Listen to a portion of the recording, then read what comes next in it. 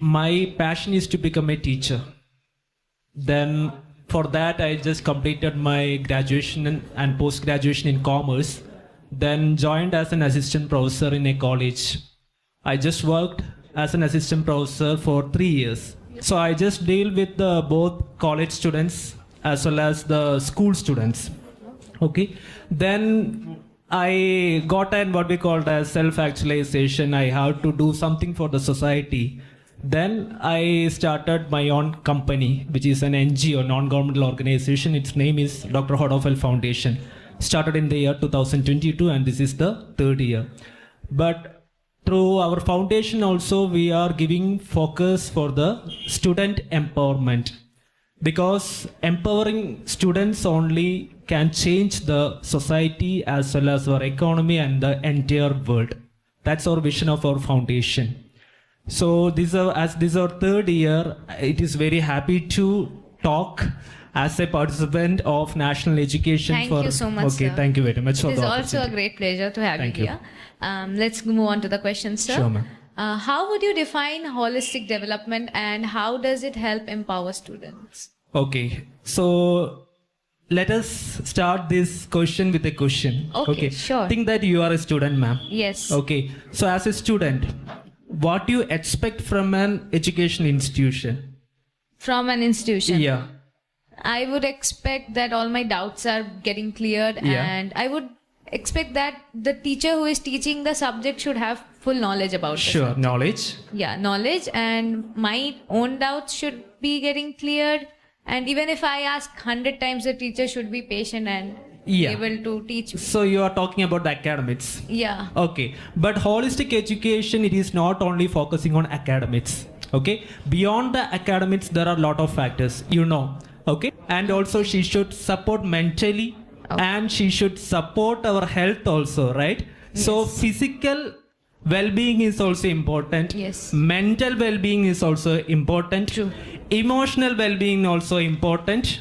Spiritual well-being also important. Yes. Okay, so this is what we call as holistic education. That is the overall development as a student as a whole. Okay. Okay, so it all lies under holistic Yes. development. Okay. Okay, so you know about national education policy that is introduced in the year 2020. Yes. Okay, so it is again going back to our Gurukula system.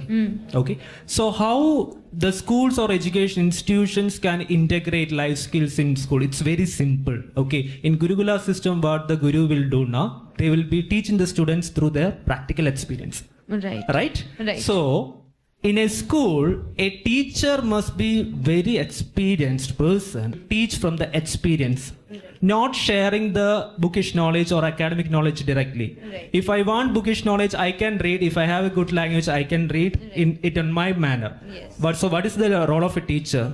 Actually, as per present scenario, the role of teacher is not teaching. She should be a facilitator for learn. Yes. That's my concept. Okay. It's really, really true. Thank you. So, what challenges do educators face in implementing skill-based learning? Yes, of course. There are a lot of challenges. Because there are alongside traditional and cultural learning. So, what is the challenges? So India is a democratic nation. We have 28 states. Yes. But these 28 states have different sort of culture. Right.